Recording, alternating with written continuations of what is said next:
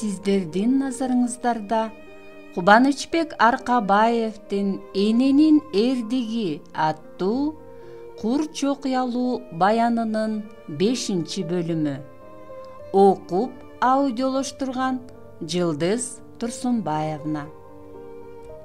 Экөө тең сөз таппай калгансып унчукпай калышты. Тоону карай кеткен жол улам өрүүлөп, өйдөлөнгөн сайын жээктери суу жеген кемер жарлуу, шагыраган таштуу, ортосунда шаркырап аккан суусу бар сайга улам ыктап, кээде аны кечип, аркы үйүзүнө, берки үйүзүнө өтө калып, ан сайын татаалданган жолдо жол тандабас бирде жүткүнүп, кээде буйдала калып өжөрлөнө бара жатты. Ушул суу башталган Капчыгайдын төрүндө илгерки колхоздон калган кыштоо бар. Жакшы кыштоо. Кеминде 500 кой, 100дөй бодо кармаса боло турган. Аны сокулуктук бир чабан союз тараганда менчиктеп калып, жайдыр-кыштыр малын багып жүрчү экен. 2 жыл мурун ал өлгөндө балдары малын теңме-тең бөлүп кетишип, кыштоо анча-мынча малы менен кичүү баласына тиет. Ал жаш, бойдок неме тоодо турмак беле, биртке малын алып түшүп келе берет да, кыштоо кароосуз калат. Алгач ижарага бермекчи болот. Эч ким барбайт. Анан жөн эле карап бергиче пайдалангылачы десе да, жергиликтүү малчылардан эч ким ынабайт. Айла кеткенде сатып иймекчи болуп базарга салса да эч ким албайт. Анан ошол жигит жазында мага жолугуп, малын, кыштоосун арзан баалап сатып алып, жайлата 100дөй кой, эчки, 50дөй бодо мал күтүп, койчулукка бир жаш үй бүлөнү койдум эле, акимден корккон жаным, бейчеки чалба десем болбой эле, майда чүйдө кем карчтарын айтып чала берип тажатты. Өткөндө бейшен бар эле жанымда чалып калды. Албасам болмок эмес, айла жок алсам бир торпок ооруп өлгөн жатат, ветеринар чакыртпайсызбы дейт. Мен өлсө өлсүн, жөн эле чала бербечи мага деп өчүрүп салсам бейшен, кимди өлсө өлө берсин деп жатасың деп мени таң кала карап калды эле. Мен бир торпокту арзан алдым эле, кымбат сатмакчы болуп, ошонун өлгөнү жатыптыр деп эптеп сөз таап кетсем, бейшен арзандын тузу татыбайт деген ошол да деп күлүп, анан мостойо түшүп, койсоңчу Акбарый, ушул бизнесиңди, шаарда өскөн сен кайсы кыйратып малды таанып, аны менен жыргатып кайсы акчаны тапмак элең, андан көрө башка менен шугулданбайсыңбы деди. Ооба, мен да ошентейин деп жатам. Мына бул акыркы малым болчу деп кутулдум. Анан жакында эле болду, чыдабайбыз, малыңды өткөрүп алып бизди бошот деп дембе-дем чалып киришкендеринде айла жок сага кайрылдым. Баяз, сен айылдын мал менен өскөн чабандын чыйрак баласысың. Атаңдан айрылып, жамандык жакшылыкты көрүп, ак караны айырмалап да калдың. Бир үйдүн улуу баласысың. Керек болсо бүт бөбөктөрүңдү көтөрмөлөө сенин мойнуңда. Сени эр жигит дейт. Анча-мынча кыйынчылыктар болот, чыда. Эптеп ушул кыштан малымды аман эсен чыгарып берсең, сенин ордуңду өзүм ээлеп, башкалардын жардамына муктаж деле болбой калам. Азыр деле баарын таштап келе берет элем. Бирок акимдер мал менен иштеп жүрүп жоголуп кетсем, сөзсүз алар мени тоо жактан, малчылардын арасынан, мал базарлардан сураштырып издешет. Анан оңой эле изиме түшүп таап алышат. Ошон үчүн мал менен иштегенимди токтотуп, калп эле башка иш менен шугулданып, керек болсо Орусияга барып иштеп келүүгө кызыгымыш этип, же Кытайдан товар ташымыш боло аларды жазгырмыш керек. Акимдер аябай коркунучтуу кылмышкерлерге айланып бара жатышат. Ушунча жылдан бери колго түшпөй жүрүшкөндөрү аларды көптүрүп, кутуртуп бара жатат. Бармактайдан бирге чоңойгон, бир туугандай болуп калган аскерди аябай заматта көлгө басып тумчуктуруп койгон немелер кимди аят дейсиң? Мен деле милицияга барып, болгону болгондой айтып, өзүмдү да, аларды дагы мыйзам алдына салып берип, Кудайдын, абийиримдин алдында акталгым келет. Бирок түшүнбөгөндөрдүн чыккынчы деген сөгүүсүн уккум келбейт. Өзүм дагы түрмөгө түшүп, өмүрүмдү өксүткүм келбейт. Акимдерди болсо акыры Кудай жазаларына ишенем. Бир күнү болбосо бир күнү капканга түшүшөрүн билем. Ал күндө аз күндө келет болушу керек. Ошол үчүн четке чыга берейин деп жатам да. Баяз, мына бу айылдап бара жаткан жол тандабасты акимдер билишпейт. Өзүмдүн эмгеги менен алган унаам десем болот. Ушуну сага белек катары бердим. Кудай буйруп акимдерди жазгырып келсем, муну өзүңдүкү катары минип кетесиң. Ушул джипти мага берип жатасызбы? Коюңузчу байке, бул көп го. Мен сизден эч нерсе албай эле жардам бергим келип калды. Атам дагы ушинтмек болушу керек. Жок, ала бер. Муну мен чын дилимден берип жатам. Анын үстүнө кийин мага каттап турганыңа да унаа керек болот.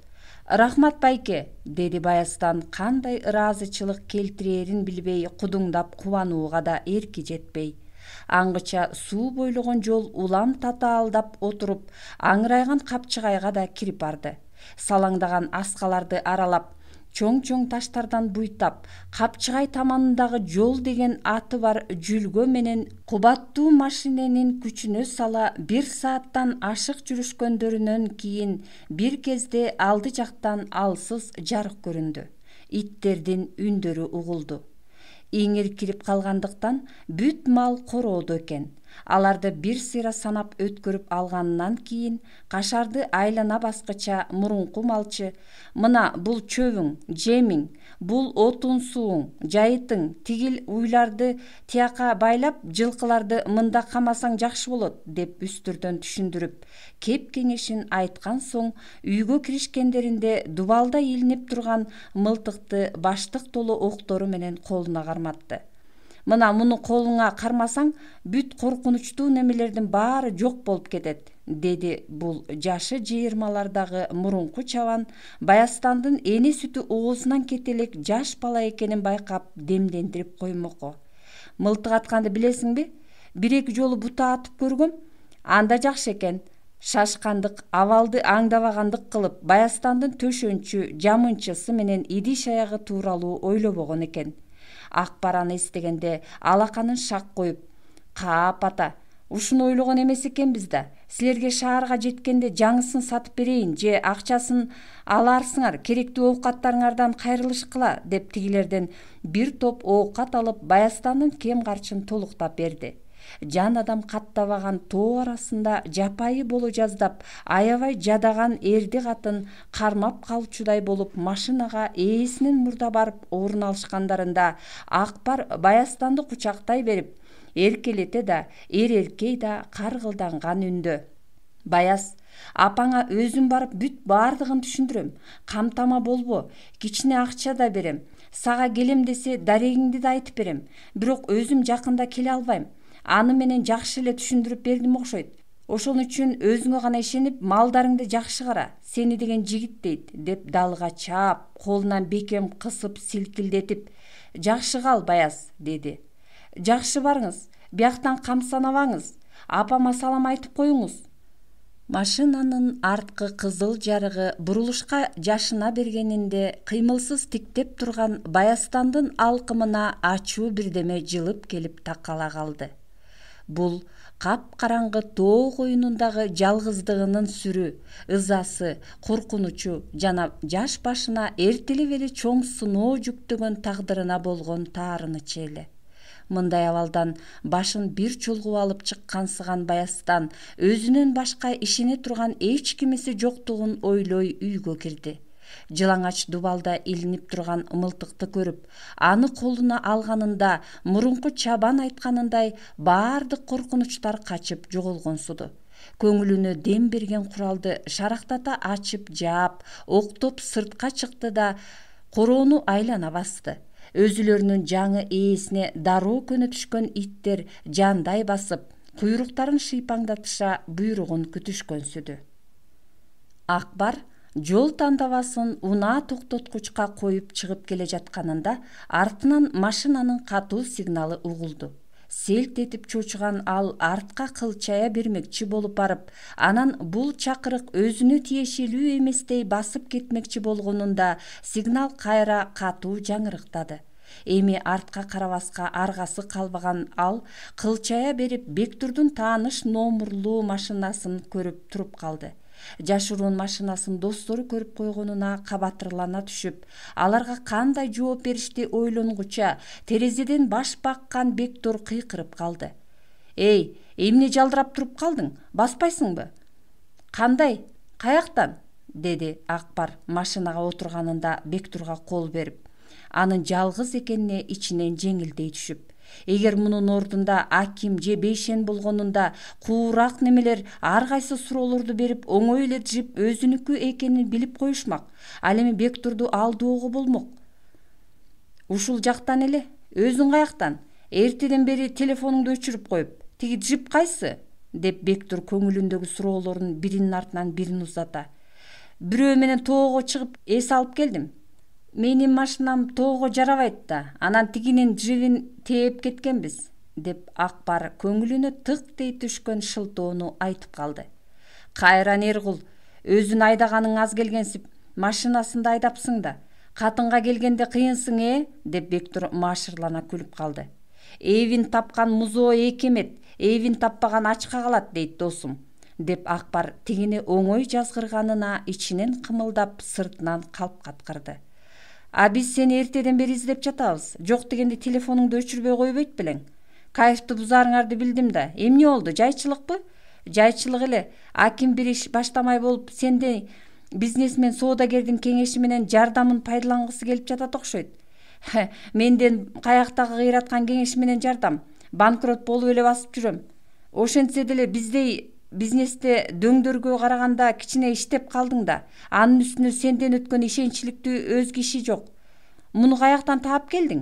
Деди үйдүн эшигинин алдында турган Аким Бектурга. Бул досубуз жакында бизди карабай калат окшойт. Бай катындарды имергенине караганда. Эмне болгон бай катындар экен?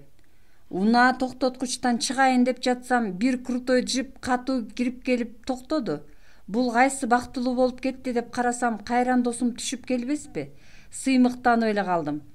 Ал эмне болгон бай катындар? Деп Аким эми Акбардын өзүнөн сурады. Жөн эле бир күн, бир түндүк тоок сүйүүлөр да. Байка деги раматлык аскердей болуп берилип кетпе. Анын үстүнө андай крутаялардан оңой эле кол үзө албайсың. Бүттү. Менин максатым аны 2-3 жолу эле төшөккө жыгыш болчу. Эми ага жакындабайм.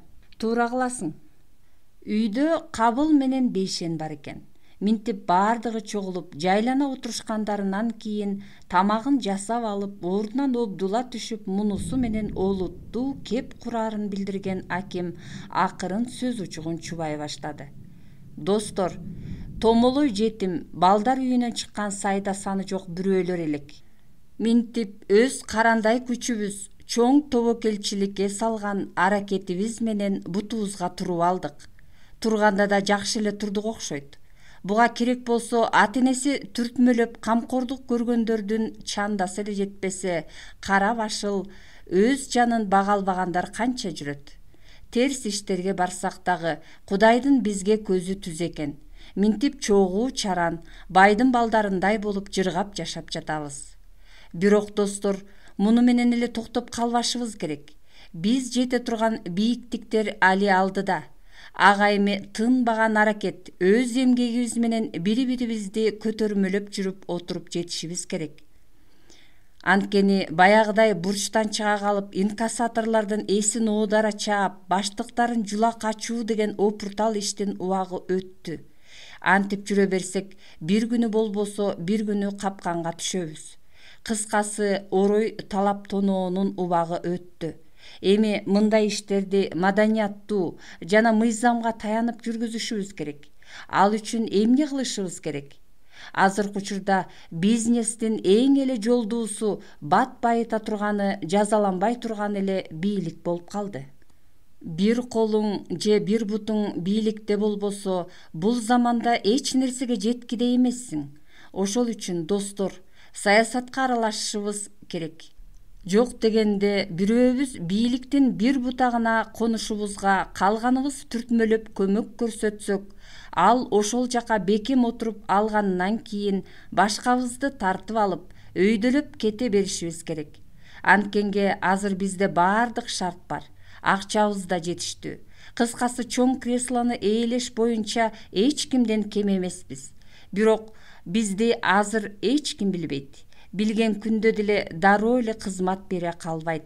Ошон үчүн акырындап башташыбыз керек. Ал эми бийликке аралашуунун Азыркы бирден бир жакшы жолу бир партияга кирип өзүңдү көргөзүп, шайлоодо алдыңкы тизмеге жазылуу, ошого жараша акча чыгаруу. Бизде болсо эң негизгиси акчабыз жетиштүү. Демек, кичине эле аракет кылсак, жогорку кеңешке илинбесек да, шаардык кеңешке отурганга кудуретибиз жетет деп ойлойм. Ал эми шаардык кеңешке шайлоо эмдиги жылы болот. Азыртан аракет кылып, шаардык кеңешти багынтсак, андан кийинки жылы жогорку кеңешке тиш салып көрөт элек.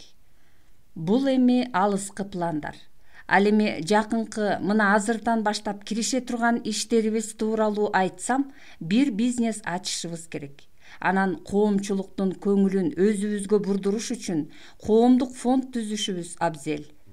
Бизнес ачыштын зарылдыгы эки себептен улам болуп турат. Биринчиси, саясатка аралаша баштаганыбызда түрлүү кишилер бизге көңүл бура башташат.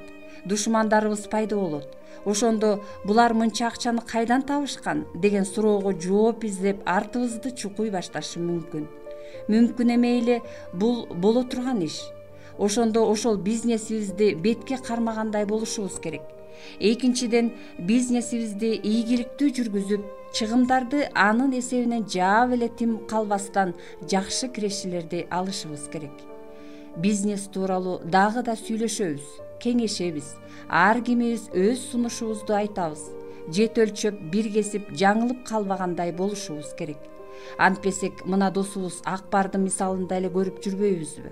2 жылдан бери мал алып сатмай соодасына кирди эле, эч кандай кирешесин көргөзмөк тургай $10,000 чейин чыгым болуптур.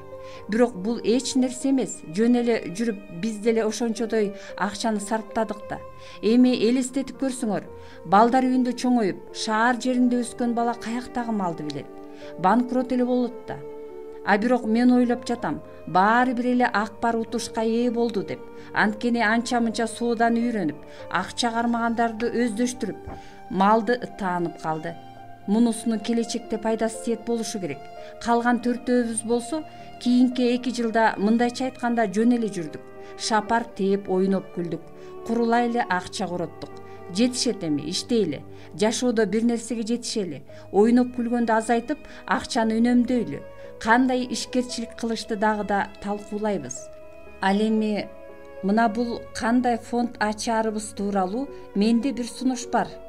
Балдар үйлөрүнө жардам берип, өзүбүздөй эле жетимдерге кам көрүп, ошонубуз менен коомчулукка таанылып, элге жакшы көрүнөлү. Кандай дейсиңер? Мейли, макул, ошентели деп достору кубатташкандарында, эбак 2 тизгин бир чылбырды өзүнө алып буларды башкарып алган аким: анда эмесе жаңы аракеттерибизди бысмылда деп, соопчулук менен баштап, эртең азык-түлүк, кийим-кечек алып, өзүбүз учуп чыккан балдар үйүбүзгө барып келсек, деди. Жакшы болот деп сүйүнүп кеткен тагдырлаштарын, ушинтип өзүнүн эбак түзүп койгон пландары менен бир четинен тааныштырып, кимдин эмне кылышына чейин бөлүштүрүп, алардын дагы өз ойлорун угуп, бирок өзү түзүп койгон сценарий менен жетелеп, чыныгы лидерлик сапаты менен кылаар ишти көзгө сая көргөзүп, Айтор аким акимдигин тастыктап жатты. Ал түнү бир далайга чейин ушинтип сүйлөшүп, келечекке болгон пландарын ишке ашырууну бирге кыялданган достор кеч жатып эрте турушту. Аким бир ишти баштап алса, өзүнүн да башкалардын дагы жанын жай алдырчу эмес. Эртеси күнү келечекке кылчу иштерин соопчулук менен баштаган алар кылчу бизнестерин бирөөсү болбосо дагы бирөөсүнөн жол болоор деген ойдо курулуш менен соодага багытташты.